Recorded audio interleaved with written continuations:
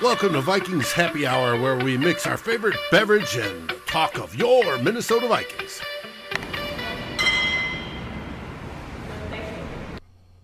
Hello and welcome to Vikings Happy Hour. Another week, another crew. I got Myles and Ryan here this week again. How are you guys doing? Good. Feeling good. Y'all rocking your Minnesota gear. I know. Where's your Minnesota gear? I got it on the wall here. It's on the wall up there, so you can. There it is. You don't have to show. There you go. What are you guys drinking tonight? It's happy hour. It's time to drink. I don't know how your weeks are going at work, but everybody can use a little refreshment. It's my first week at my new job, so things are busy, but they're good. Awesome. That's good. Yeah. What do you got? I got Angry Inch, Lakeville again. Just as last week. Trying their new beer called Menage a Trois. It's a Belgian triple, 9.2. So Ryan lives on the suburbs like that, so you know that stuff that happens out there. So last week he was. Go ahead. No. I'm drinking Land Shark. I found it at the store. It looked good. Looked refreshing. Okay. It's cold out, so I was like, I kind of want that like refreshing vibe instead of just the like really hearty beer. It looked like a Bud Light Lime at first when you like first lifted it up out of the camera. I love Bud Light Lime though, so I wasn't gonna give you any grief. Bud Light Lime's good. I'm actually trying something new. I try and pick something new every week. This week is Lift Bridge Hop Dish IPA. I know Myles is not a fan of IPAs, but I feel like I can only find IPAs out at the liquor store these days. So, David, I'm sure you got something from Colorado this week. Actually, no, I don't. It's from Wyoming. Oh my goodness! It's Melvin's IPA, straight IPA, and their slogan is "Live life to the emptiest." I love it. It's good. Sure. Straight 7.5 ABV. Oh my gosh, you guys drink the big boys. I don't. All right, let's have a good show. Yeah, let's dive right in. This week is kind of just give me your thoughts on it. I think everybody's opinions are going to change kind of based on who we talk about. But I really want to spend some time talking about the impending free agents that the Vikings have, and just kind of going one by one. And maybe we'll work our way up to some of the bigger names, so we don't lose viewers here. But some of these may be very quick. I think they have 17 total, maybe a little less. I didn't actually count, but for some reason I feel like 17 was a number that I had heard in the past. So let's just dive right in. We'll start with Chad Beebe. He's a restricted free agent, but do you want him back, or and what do you think the Vikings will do? So, Ryan, I'll let you go first. Oh, man, I'm not a fan of Chad Beebe. Never have been, never will be. I was mad that we kept him over Hollins last year. If they're gonna bring him back because they somehow just love the guy, but I'm just not a fan. I don't think he is overly dynamic. He is quick, so he can get open out of that slot. He is limited to that position only, and he's not a great punt returner or kick returner, so he doesn't really provide much value on special teams either. Overall, just not a big fan. I think that you can get a lot more out of that wide receiver 5, wide receiver 6 that he doesn't give you, especially in the special teams. So I hope that he's gone, and hopefully he can find greener pastures and can be utilized better with his skill set elsewhere. I'm sure there's teams that can utilize him to his fullest extent. I'm just not a big fan. So, good luck and see you later. Do we think that Chad Beebe? I know he gets a lot of grief as a Viking fan sometimes, but do we think that he's actually that bad, or do we think that like it's just been a culmination of, he's fought a lot of injuries thus far in his career, and I swear I saw some article about him not too long ago, but with the injuries that he fought, but do we really think that he's that bad of a wide receiver, or is it just we expect more out of that position? I mean, I don't think he's bad. I mean, he has some drops. He actually does decently well in games, but what I've seen, especially in like the off season and preseason and things like that, he had quite a few drops. When he's had his limited opportunities at punt return, he fumbled one of them. Just not the most sure-handed guy. Again, he's not overly dynamic. So if he does catch the ball, he's not going to break some tackles and take it the distance. Like, he doesn't have that ability. He's basically a small Kyle Rudolph.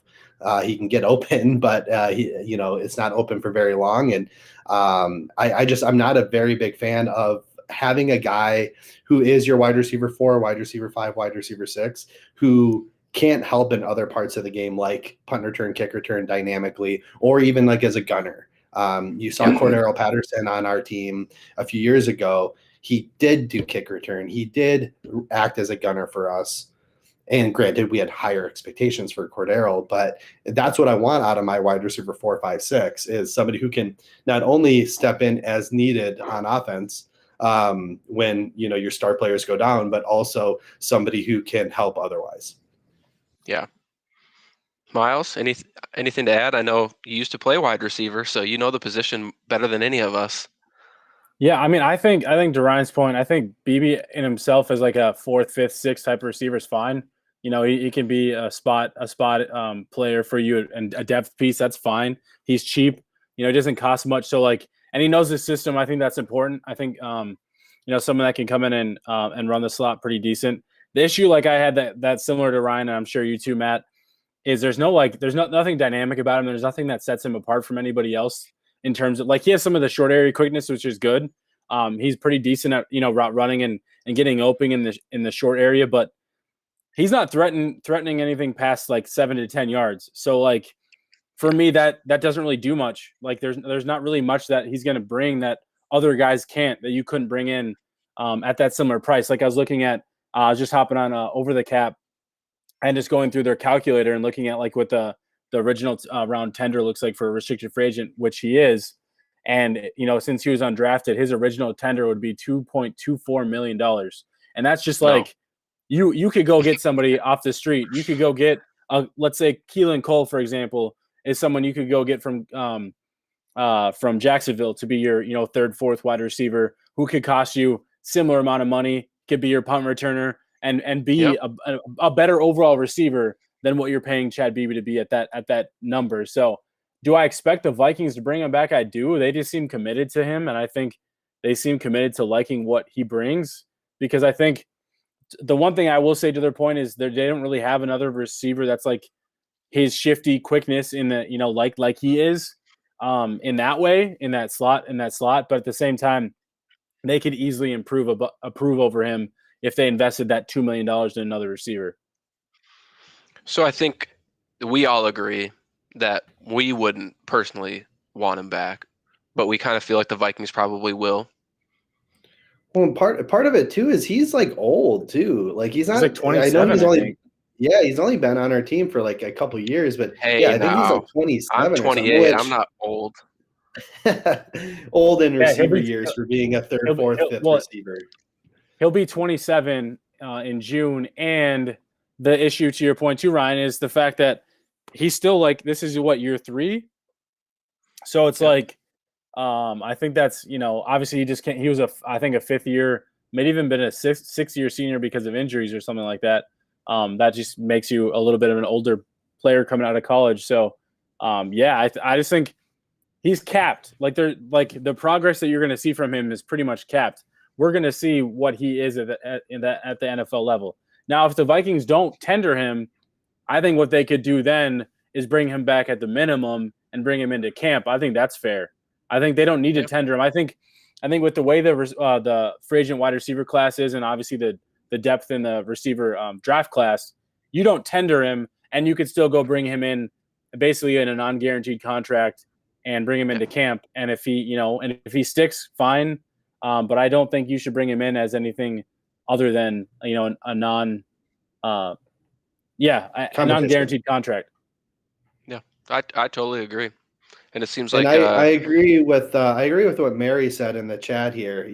I don't want not that bad, right? Like you don't want a player that you're justifying it being like not that bad. No, you want somebody who shows potential or is good, not that bad. So I agree with Mary in that comment there. So and I understand why they like Beebe and why they've like brought him along and why they developed him. But I just think at the same time, like, he's capped, and we know that. And I think everybody else seems to agree in the chat. And I think if they just bring him back on a non-guaranteed deal, fine. I don't think people should be upset if they do that. It doesn't mean they're going to keep him. But if they were to tender him, that's where I'd be a little upset, because that's a guaranteed deal once he signs it. So that means he's sticking on the team. Yeah, absolutely. And like you said, it looks like a lot of people in chat agree as well. I just want to give a quick shout out to Jerome and Mary and Steven and Anthony. Thanks you guys for hanging out. Keep commenting, and we'll try and get to some of your questions if you have any. But let's just move right along. Look at us talking about BB longer than we should have. I know. Way longer. I know. Another one here, another restricted free agent, Mike Boone, running back. We have Cook, we have Madison. I don't know if the Vikings will target maybe a late round running back or maybe just an undrafted free agent, but Mike Boone's been solid in the role that he's in. Is this somebody else that they bring back? Or is this just another scenario like Myles mentioned with Chad? Don't tender that restricted free agent. What up, Ted? Don't tender that contract and just kind of bring him back on the minimum for camp. What do you guys think?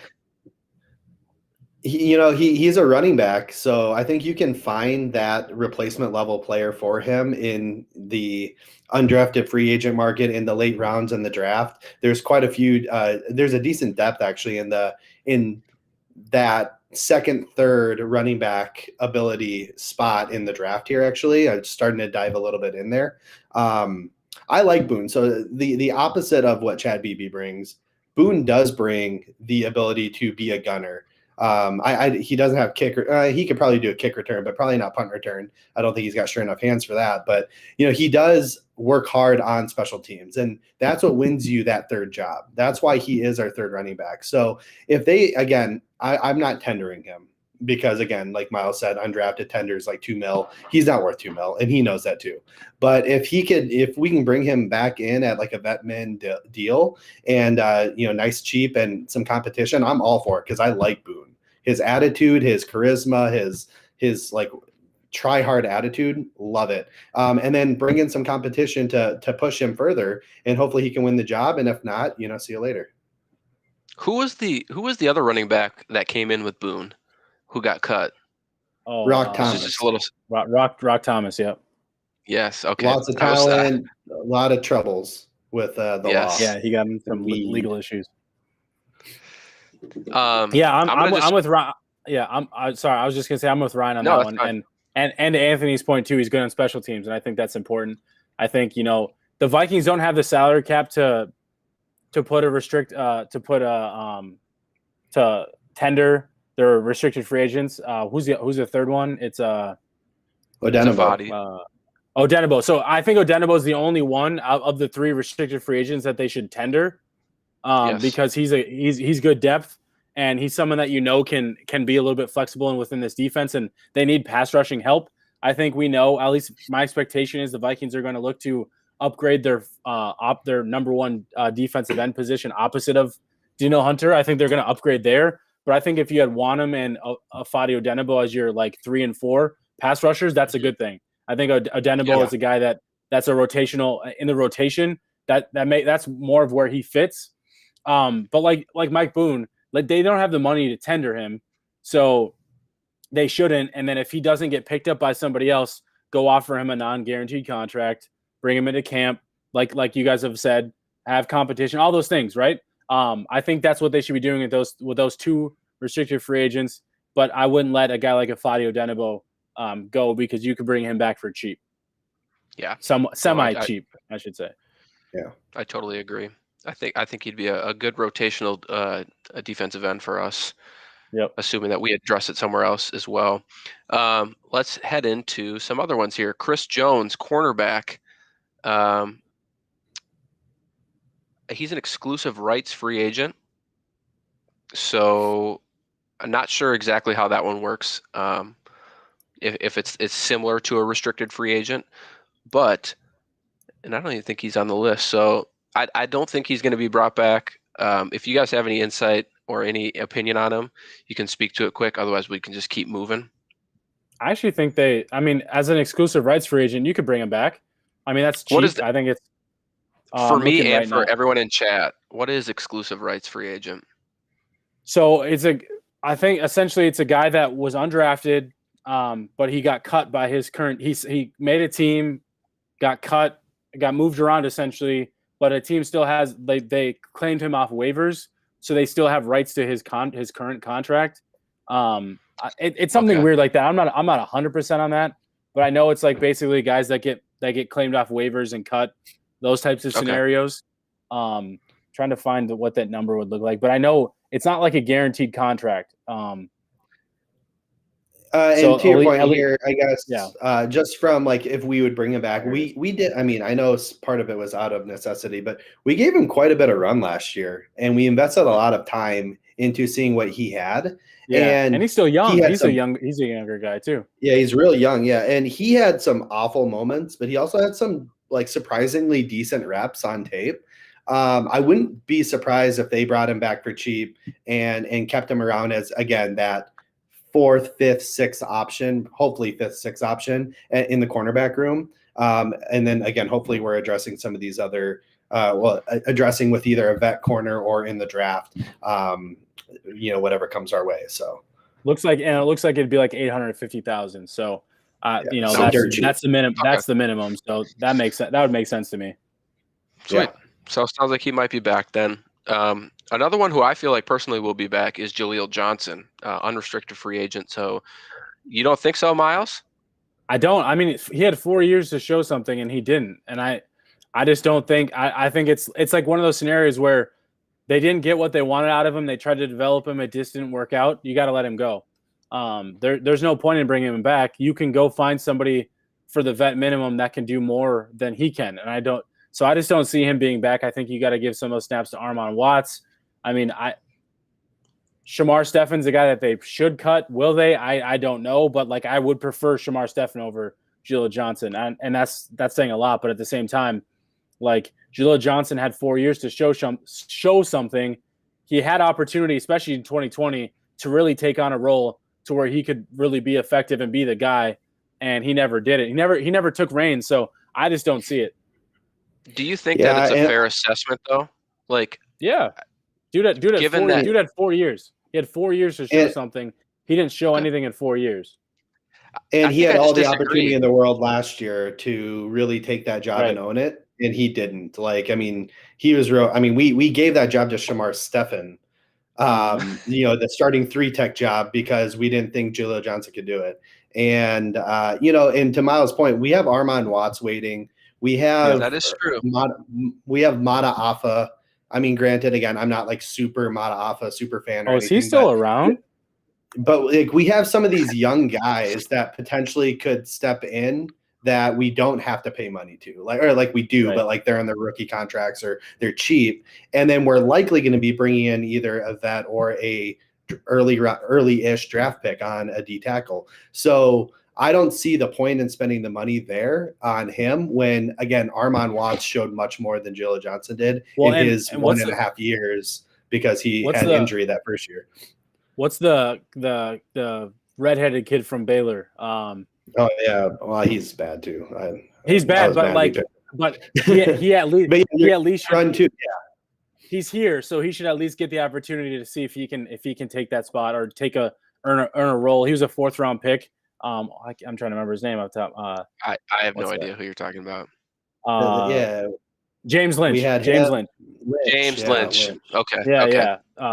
He was really good in college. I mean, I agree with you, Ryan. I wasn't a big fan of his tape or anything like that, but and Hercules Matafa is around still on the cheap. I mean, he's a guy that you just you can still cut him, but like all these guys have probably earned a little bit more of a role than what Jaleel Johnson has had at this point to bring back. If Jaleel Johnson was still under contract, fine. He's not. Just let him walk. Let him go. I think you got to move on.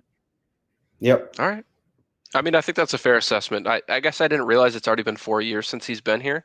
I agree, Joe. I agree.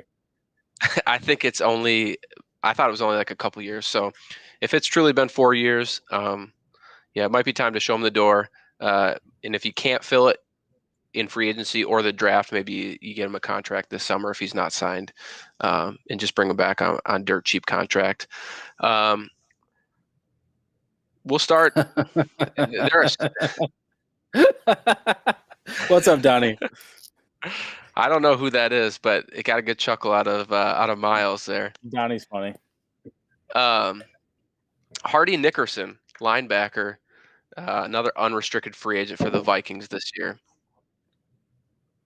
I mean, if you don't have anything to say, we can just fly so we through can a few of these.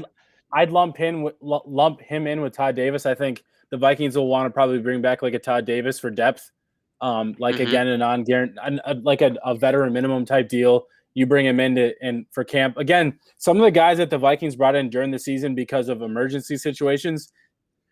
Excuse me. Some of those guys didn't really get a fair shot because they just had to come in and learn on the fly, and especially a Todd Davis who literally came in, and I think it was the same week he came in, Anthony Bartor's Packers, something like that. I'm not 100% sure, but he basically came in, had to learn on the fly, and so I think if you wanted to bring him back on like a veteran min deal, bring him to camp. They'll bring in competition at linebacker. They always do, this team, like running back, they put a lot of effort into those players in their depth. So, I think if they brought in a Todd Davis back, that'd be fine. I think same with Perry Nickerson too. If they want Hardy Nickerson, Hardy Nickerson, if they wanted to, give him a vet min deal to bring into camp, fine. Just because it's one of those positions that this team it's not going to stop them from addressing in the draft late, like they always do, or right. So I can see we have those Cam guys Smith coming back. We got Cam Smith coming back. We have Troy Dye now, hopefully jumping into a second year. So Ben Gideon, I think Ben Gideon will be back too. Technically, I'm not saying he's anything I think special, technically we got to redshirt. I think he's back too. Yeah. I was just about to ask you, did he get cut? Was he cut? No. An IR cut? I think he got hurt. Yeah, I don't know if we cut him though. I know he got hurt. David? There will be no Ben Gideon. He was. Oh, okay. He was medically retired for. That's what happened. Concussions. Okay. Yeah, he's done. Okay. I thought he was on the, because this would have been his free agency season. So okay. So never mind. Forget that. Another guy that was coming back from injury, or not coming back from injury, but he came back, got hurt here. George Iloka, it's his second stint with the Vikings. Probably don't see him coming back. Neither do you guys. So we'll just keep moving on. Same thing. Like if the Vikings bring some of these guys back on the vet min, fine. These are some of these names. None of these guys that we've talked about so far should be expected to be anything other than potential depth. Otherwise, they're otherwise just camp bodies in competition. That's kind of how I feel out of these guys. Dozier should absolutely be gone. Dozier is on this list. Let's just ship him off anywhere else. I agree with the Dakota Dozier thing, but I won't. Where I want people to understand is the Vikings might bring him back, but only if they bring him back as we already got somebody else. You're just anything but a starter, because that wouldn't surprise me. That's just something I want people to not freak out about. If they go out and get other guards, they still might bring Dakota Dozier back as depth. I just want to make sure people know that but if they bring Dakota Dozier back with the expectation that to be a starter, then riot, burn Egan down, do all that, fine. But Jerome, we will get to Kawan Short later, so just hold on. We're trying to fly through these. We haven't even hit the big names yet, so I am going to skip over a couple. Brett Jones, maybe. I think we're both on the same page there, or we're all on the same page. Rashad Hill, he's probably coming back. I think we'd all agree that that's a good fit to bring back as depth again. Yeah, if they can get him back, that'd be good. I wish Adam West were on watching right now, because Amir Abdullah is a unrestricted free agent, and I know he hates him with a passion. I personally like Amir Abdullah and would love to see him back at a minimum. And I really liked what they tried to do with him this year. I think they tried to use him more of a scat back role, and I think that fits well for him. And he's a very good special teams player. But the three I want to hit on are Anthony Harris, Eric Wilson, and Sean Mannion. And let's start with Sean Mannion, because it infuriates me every year when they just sign these backup quarterbacks. I get they're smart in the film room and everything like that, but they really rely on the starter not to get hurt. And I think that you have to address that backup quarterback position more than just someone who's going to help Kirk learn in the film room, instead of just, you need somebody that can actually go out there if you need them to. They don't have to be a top tier free agent. But does anybody feel comfortable with Sean Mannion?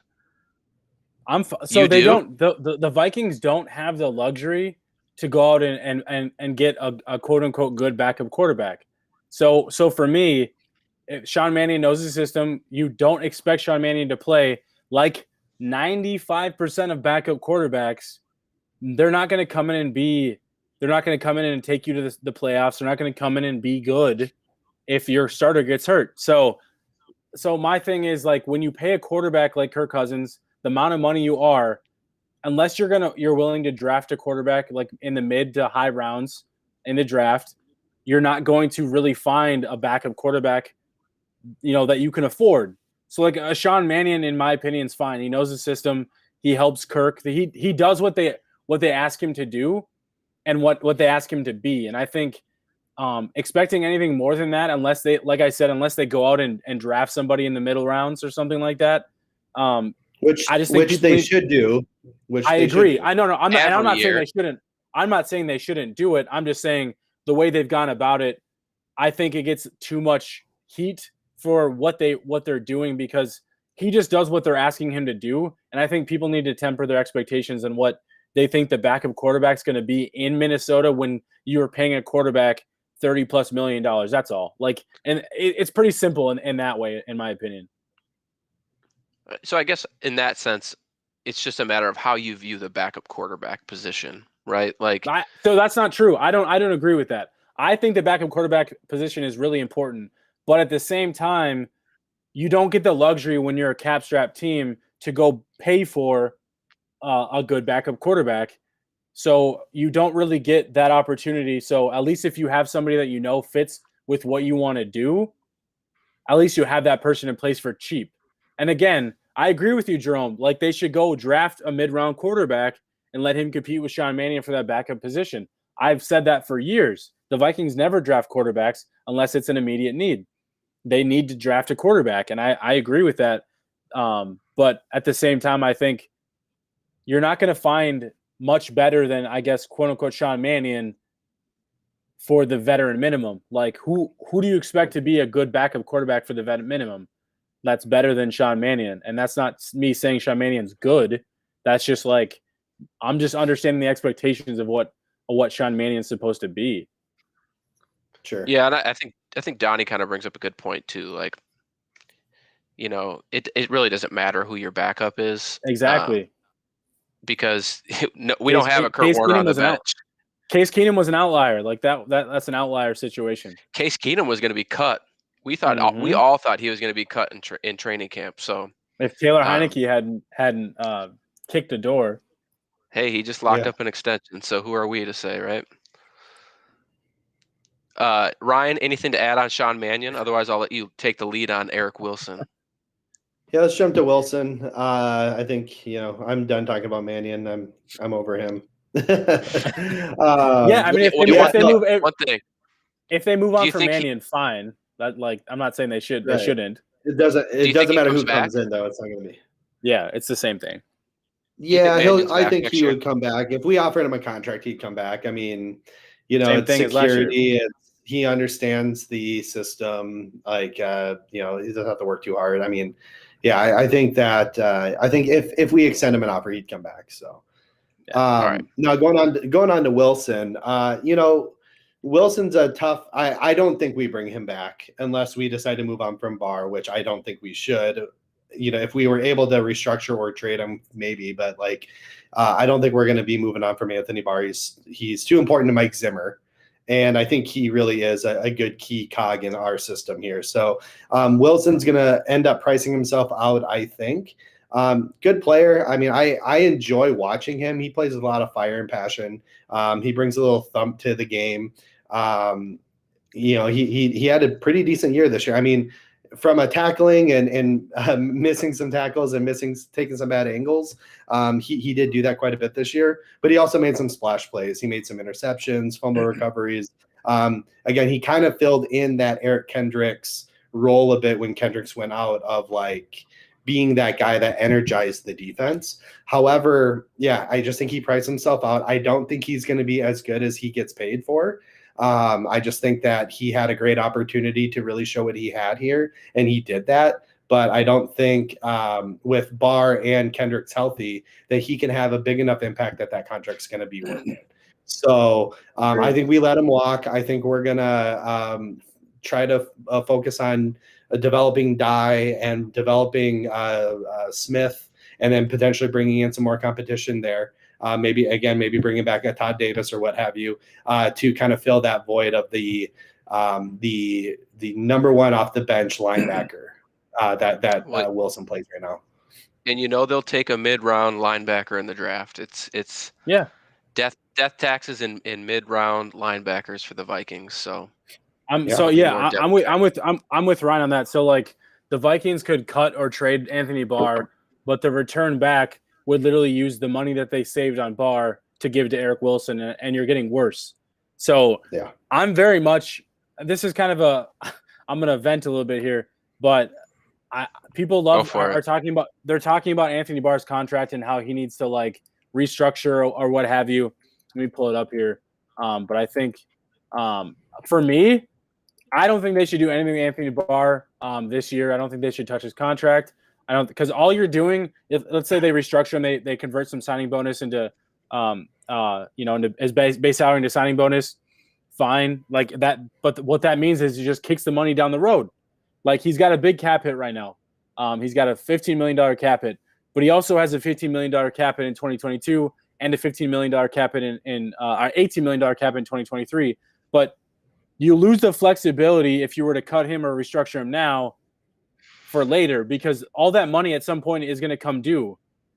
So, and he's not going to take a pay cut because he could go get another decent contract in free agency. So, like, where the Vikings should do is, I think, in my opinion, they have a lot of other players they can extend, restructure. I think they should just leave Anthony Barr alone for this year. Let him do his thing. Let him, he's healthy. And then next year, when they have more leverage, where they gain a lot more cap space and they gain, those things with his contract, that's, in my opinion, when they should look to restructure whatever, restructure, extend, take a pay cut, whatever it looks like in 2022. I just don't think it needs to be done right now. And so for me, and I think him coming back, like, he plays a key role in this defense. I think we've all talked about this. We've seen people go at length about the fact that his the work he does is a lot more like not within the stats and all that, which I agree with. I think Anthony Barr brings a lot of value to this defense. And I don't think Eric Wilson is an improvement over Anthony Barr. And we obviously saw that over the course of the season when Anthony Barr got hurt. And that's not a knock on Eric Wilson. I think Eric Wilson's earned an opportunity to go be a starter somewhere else, go be a 2-down line or 3-down linebacker on another team. And to Ryan's point, I don't think he'll live up to the contracts he gets, but at the same time, he's earned that opportunity to go get it. So go get paid. I just don't think it should be in Minnesota, and I just don't think Anthony Barr's contract needs to get touched right now. That's just my opinion. It doesn't mean they won't do it. They still might. That's just my opinion on it. Yeah, I mean, I think those are fair reasons to kind of let Wilson walk and keep Barr. I guess in terms of the ideal offseason, I think a lot of fans have kind of expected Anthony Barr to restructure. So to hear you say that maybe you don't think he will be is a little surprising. But like you said, they might do it just anyway. So we'll just wait and see. Let's switch over to our last free agent here, Anthony Harris. I feel like we're all big Anthony Harris fans. I think we all know that he had a huge year. He was robbed of a big payday. Rookie corners probably decreased his value a little bit, which I feel personally bad for him. But I still think he will cash in to a certain degree. Do you guys think the Vikings try and keep him? Or do you think they both mutually agree to kind of walk away? At Ryan, what price, I guess? At what price is the question? I mean, what is the market value?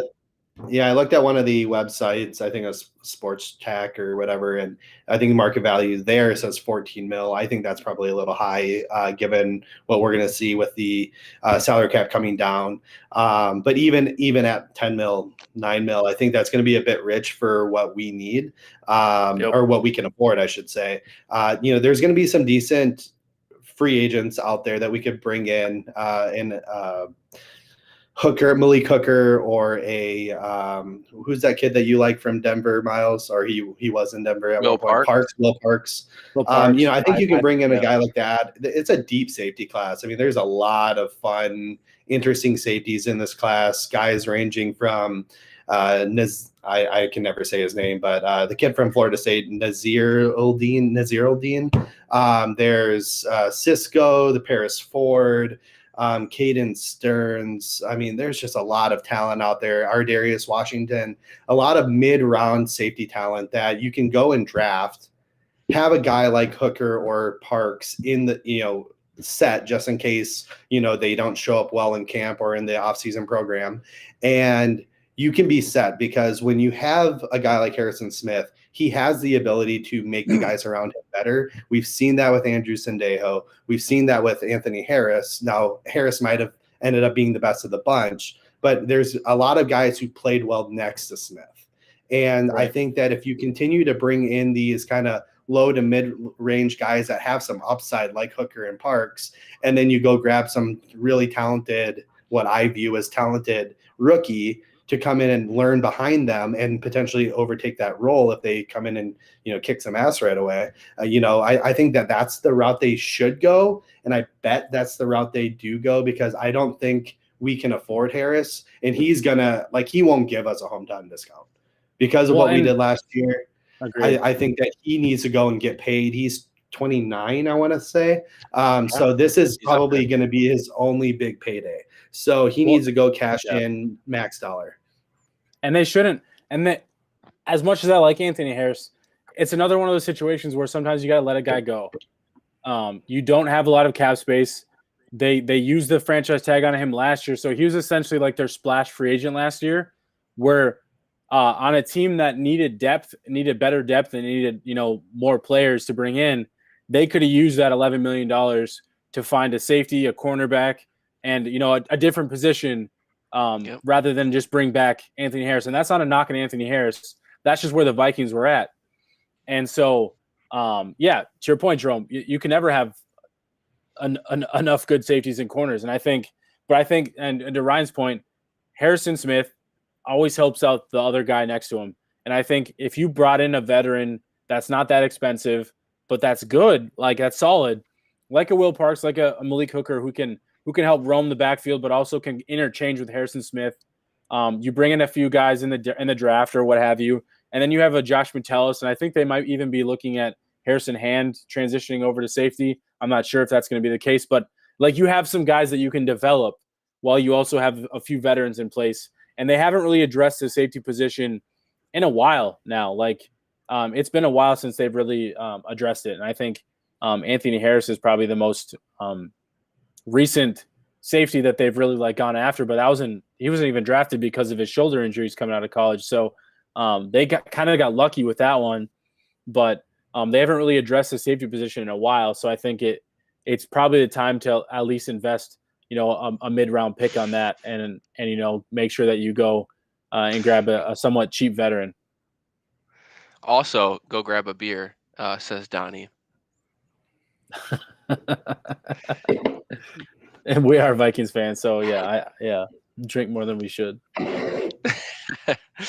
So, I mean, with most of these free agents, I feel like we're all on the same page. But I do want to shift over quick. We've cruised through a good portion of this show tonight with the free agents, and I do want to hit on the surge potentially. I don't know if we want to call it a surge in the defensive tackle free agency market. It hasn't gone live yet, but Geno Atkins cut from the Bengals, Kawan Short cut from the Panthers. Was the Geno situation official? Oh, I guess I just thought it was. I'm not saying it's not going to happen. I'm just didn't see it official. I just know people are talking about it. Not the end of the world. I was just curious. Well, yeah, I haven't seen it official either, but I think it's going to happen for sure. So sure for this show, let's say it's official. Along with this last one, I saw it today. I don't know if it's a legit source or not, but Linval Joseph potentially cut. I know that he can free up a lot of cap space for the Chargers, who need some depth over there as well. So add those three into a market where you have a guy like Shelby Harris as well. Are there any defensive tackles that you guys are interested, that you want the Vikings to bring in? Are you interested in Atkins? I mean, he's kind of up there in age. Linval's up there as well. Give me your thoughts. I don't think Linval would make much sense, honestly, just from our needs perspective, right? So right now, our need is a 3-tech. Michael Pierce is filled in. Well, he hasn't yet, but his role is to play Linval Joseph's nose tackle role. So I don't think Linval makes a lot of sense. Atikins would. I mean, I know he's got a relationship with Zimmer from back in his early days. I don't know how much juice he has left, so this might be us chasing, past stars for, and hope that we can revive their glory. There's players that do that. I mean, the Patriots have made a living doing that during their dynasty years, and hopefully maybe we could get some bang for buck out of Geno Atkins. I'm not sure. There's a couple other guys that I think are interesting that maybe are a little bit younger, potentially could come at a little bit cheaper of a price here. Maybe not next to Atkins, because I have no idea what his value would be, but like a Roy Robertson Harris. He's out of Chicago. He's had quite a few splash moments in his career that I think he hasn't had the opportunity to really dive deep into what he can bring, because they do have a lot of talent on that defensive line. So he's been kind of marginalized a little bit. So I think that you could probably get him for a little cheaper than what most people would think, maybe like $5 to $7 million a year. He fits that like under the radar free agent that can make an impact for you that won't break the bank. I'm with you on that one, Ryan. I like that one. 100%. Yeah, I like him. Another guy that I like, I think he'll probably be a little bit more expensive than him, but Larry Ogunjobi from Cleveland. Again, he's another guy who fits that 3-tech profile that we're looking for. Has a good motor, can really penetrate that pocket from the defensive tackle position. Shouldn't break the bank, probably in that, again, $6 to $8 million is kind of what his market value is kind of showing. That I think those two guys are really more viable than the Kawan Shorts, the Leonard Williams, those type of guys, because again, we're not going to have the cash, unfortunately, to go after that. And if we do go after a big play guy like a Leonard Williams, we have no depth that we can afford anywhere else. So, you go and take a Roy Robertson Harris, a Larry Ogunjobi, and hopefully you can plug them in at value signs. They're both in their, like, I don't know, mid to late 20s, 26, 27 years old, and they can provide that value immediately.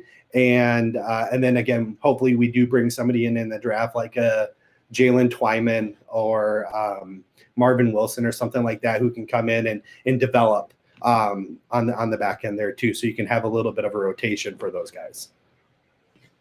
Yep. Yeah. And Ollie, to answer your question, Shelby Harris he's technically a DN and a 3-4, but like that transition from a 3-4 to 4 DN to a 4-3 3-tech is very similar. So like it's I don't think it would be an issue for him to slide in and do that. Leonard Williams is going to be way too expensive. I just don't see that happening. I think another name that we could even look at, if you're looking at like a Geno Atkins, you could also look at like an Ndamukong Suh. Like the Vikings in their 3-techs, they like guys that are good against the run and are stout in the run game, but also can provide some penetration and get to the passer. So I think an Ndamukong Suh fits that. Geno Atkins fits that. Roy Robertson Harris, I think that's why I'm pretty high in that one. I think that's a guy that I really think they should be targeting, like that mid-tier free agent, mid to lower tier free agent that's not going to break the bank. He hasn't quite hit their prime, but also could use a little bit of development, and I think, but could provide that instant impact, especially next to a Michael Pierce, who's going to help free up a lot for those guys too. So I'm very much like in line with that one. I think that's a kind of the type of free agent the Vikings like to go after, anyways. So I think that'd be a really good fit. But I'm with you, Ryan. He'd be like our Linval Joseph signing from a few years ago, right? Exactly. Under the radar, had some productive years with the Giants, but nobody really knew who he was. And then all of a sudden came on and really provided an anchor for us long term. And and there's some interesting guys like that. And like I said, there's a lot of talent. And maybe not a lot, but there's some decent talent out there in the draft. I guess I wouldn't say that there's great talent. I don't expect anyone we'd go get in the draft to be a day one contributor at 3-Tech, except for maybe Christian Barrymore.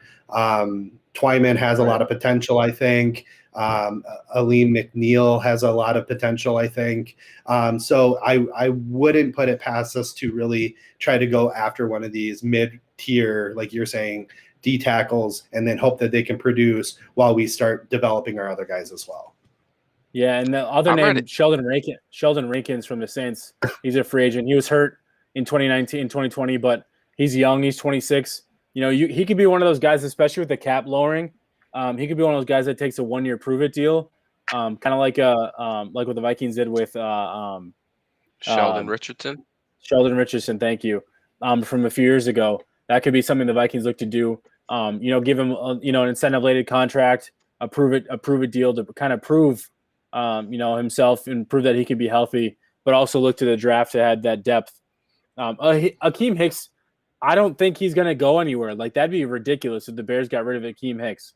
Like, that dude's way too good for them to move on from him. Yeah, if the Bears want to be stupid, the Vikings should be all over that. But that's, again, another one of those expensive moves, which, I mean, he's good. So, I mean, I understand it and I'm for it. But, yeah, I think because, like, I think one thing we need to start looking at, too, is, like, how does free agency at certain positions stack up to the draft? And that's kind of how you should see a lot of teams approach free agency and how you expect them to approach the draft. Like, so to Ryan's point, if D tackle isn't all that strong, but it's got a pretty decent class in free agency, you should attack it in free agency so that you don't have to reach for somebody in the draft, because you don't want to go into the draft when there's not very many impact players at that position available. You don't want to go in there and hurt yourself and force yourself into a situation where you have to be aggressive to get one of the few available guys or overreach. Yeah, for sure. I'm about ready to just hand you guys the keys and drive this off season. Okay. I trust you guys. I feel like with you guys at the helm, as long as Briz can do the math, I'm good. Well, I mean, if you're handing me the keys, let me look at all the Oklahoma free agents that are available. No, all right. I thought we almost got through a pod without doing it. Ryan's fired. We only have a little bit of time left, so I'm going to leave it up to you guys which topic you'd rather talk about. Who has the most approved heading into next season? Or there's been a lot of conversation on Twitter the last day or so about whether wide receiver 3 is important or not important for the Vikings to address in the draft. If anybody tells you it's not important, block them immediately. Mute and block, yes. So it sounds like we have addressed that question. So let's quick dive into who, in your opinion, just real quick, because we only have a few minutes left, the most approved heading into 2021.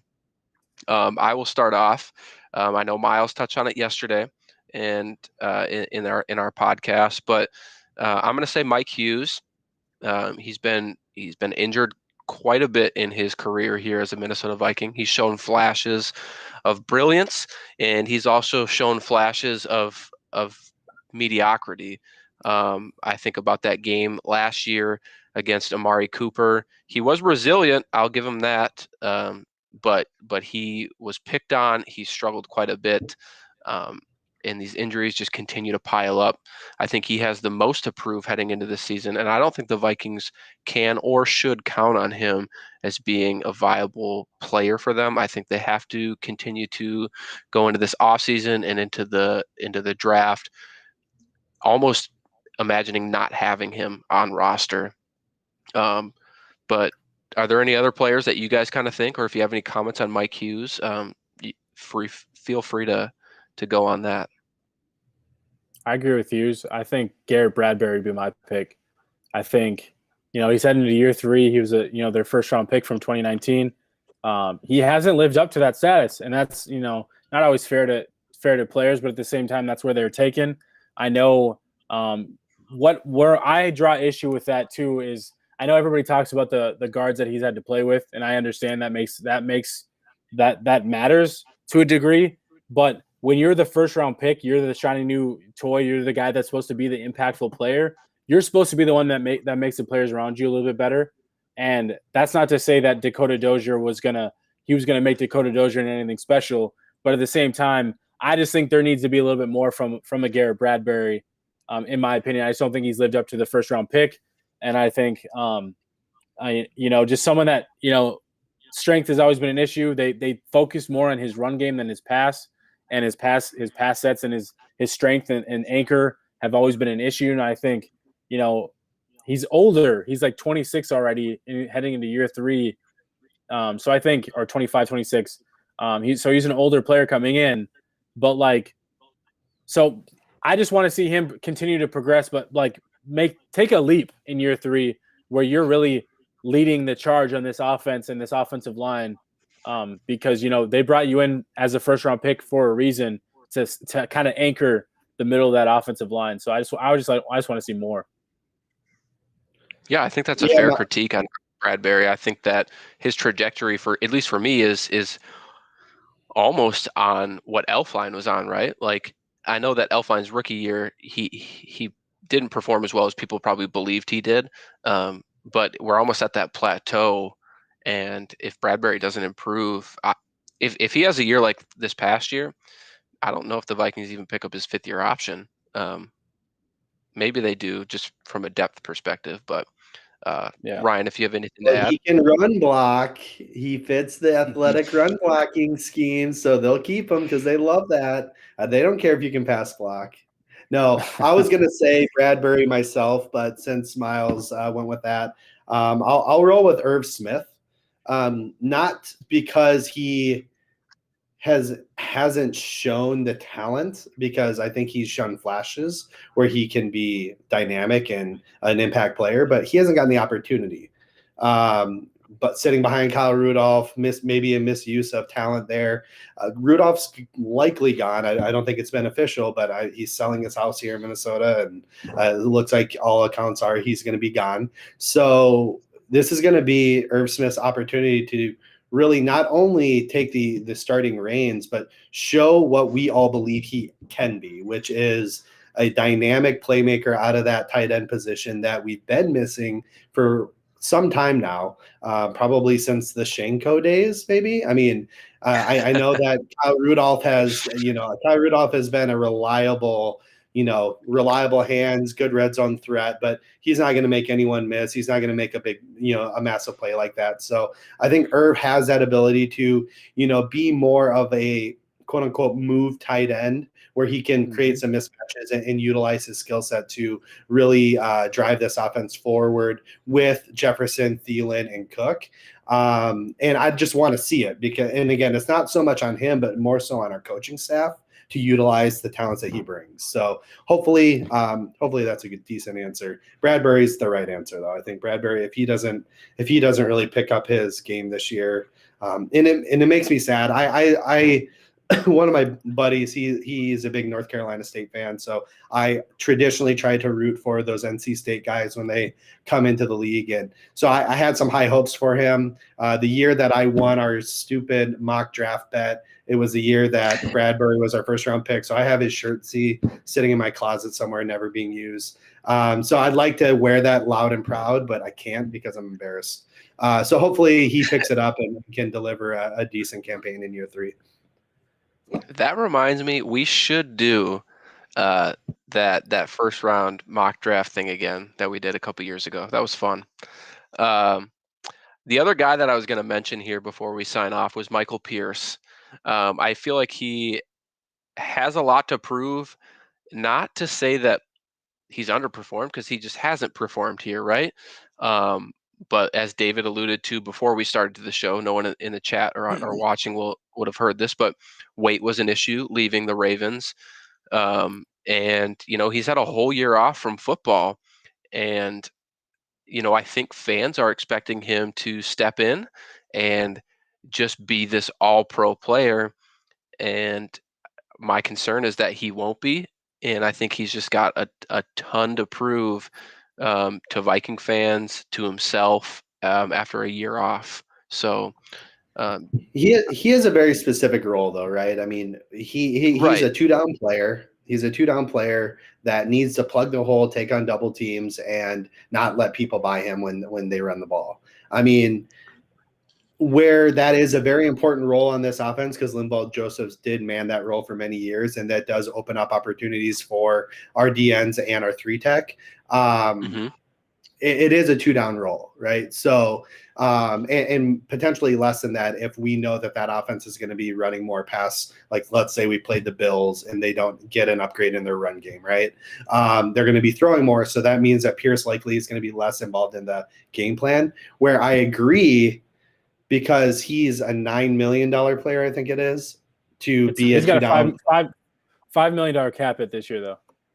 Okay, but in general, on average, overall, $9 million player, and to be a 2-down player for $9 million is kind of a lot. So in a way, I do agree with you. He better perform that role damn well.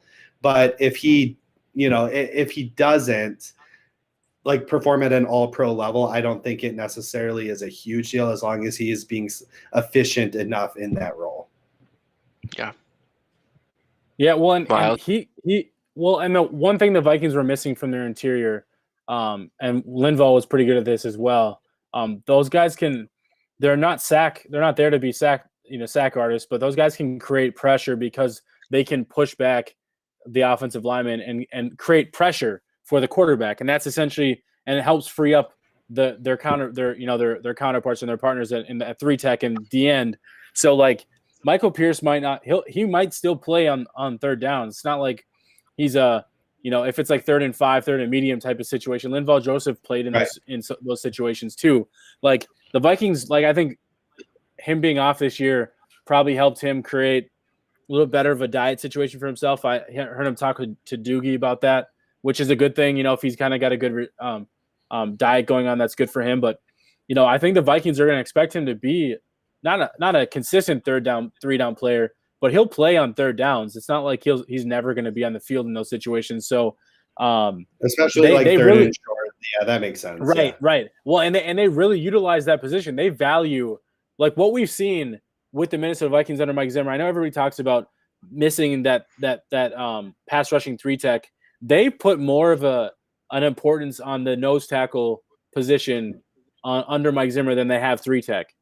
With the Linval Joseph situation. And then obviously now with Michael Pierce, like those guys have been here. Like Mike Zimmer's always had a stout, but also a guy that can penetrate nose tackle. And so I think he's gonna do his role. He was good in Baltimore. Michael Pierce was good in Baltimore, and he did create some pressure. So I think he's going to be fine. I think expecting all pro is a little high of an expectation. Linval Joseph never was that, but Linval Joseph was really good. Pro Bowl caliber, maybe, sure, like get to that level. But yeah, I think my expectations for Pierce are, to be kind of what he's been. Yeah. And quick, Matt, I know we're getting close on time here. To just quick address Evan Thill's comment here to move up in the draft. Feel like that's only a move that you need to make or do when you're going after a quarterback. I don't think that you should ever move up in the draft. Agreed. Unless you're going specifically for a quarterback or an Oklahoma player. So if it's just but on the real for a quarterback. So where I do agree with you, Evan, it would be a great time to move up in the draft because this quarterback class is awesome. And if you want one of those top 4 quarterbacks, you would have to move up to do so. I don't envision us doing so. I don't think that that's going to happen. But if this would be a good draft to do it, but if it's not for a quarterback, I don't think that you should, because you shouldn't be giving up the amount of capital you're going to need to grab any other position but a quarterback, in my opinion. Yeah, I think that's a solid response. Steven, you shut your mouth. Creed Humphrey is going to be a beast in this league. Love it. You heard it here first, everybody. So if he's not, you just come back right to this and roast Ryan. Time is up. We've hit our hour mark, a little bit past here, but I want to thank you guys for coming on. Being with you guys on this podcast really makes me miss the happy hours we had pre-COVID. So I'm excited to get back to that and sit at a Buffalo Wild Wings and chat football with you guys for hours. To everybody in the chat, I can't thank you for. Shut up, Myles. David, can you just get rid of Miles' camera while I end this? To everybody in chat, thank you for stopping by. Thanks for the comments. We will be back next week as we start diving into some of the draft prospects and some of the positions. So I believe quarterback is next week. So if you're intrigued in the quarterbacks in this draft, make sure to hop back next week. TBD on guest, or guests plural. But it'll be a fun time. So thanks for everybody for stopping by, and I hope you had a good time. David, take us home. Hey, everybody. I want to thank everybody for viewing and participating. Just to let you know, here probably in the next 2 weeks, live shows will not be live. The network is going to be doing its normal stuff. However, I'm going to be playing grandpa to my second grandson. He is due any minute, so I fully expect to be gone. With that, everybody, especially those in Texas, all the way up to the Dakotas and into Canada, stay warm, stay healthy. As always, enjoy your favorite beverage, and Skol Vikings! Skol.